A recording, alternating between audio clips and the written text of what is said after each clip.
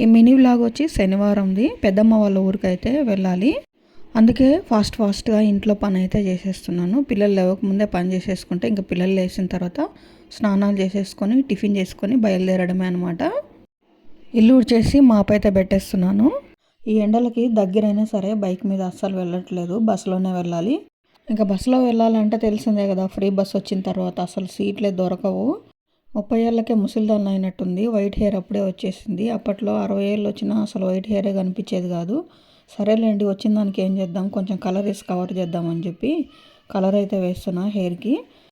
ఇది instant hair colour అనమాట. ఒక 5 నిమిషాలకే బ్లాక్ అవుతుంది. 5 నిమిషాల తర్వాత హెడ్ బాత్ అయితే చేసేసాను. ఇక్కడ పూజ అయితే చేస్తున్నా. పూజ చేసిన తర్వాత మళ్ళీ వంట చేయాలి. ఇంట్లో ఉన్న ఊరు వెళ్తున్నా, వంట పని అయితే తప్పదు కదా. కొంచెం ఇడ్లీ పిండి అయితే ఉంది, ఇడ్లీ పెట్టేశాను. ఇంకా ఊరు మేము ముగ్గురం వెళ్తున్నాం అనమాట. మా ఆయన అయితే రావట్లేదు. మా ఆయన కోసం టమాటా కర్రీ రైస్ చేసి పెట్టి ఇక్కడ జడ వేసుకుంటున్నాను.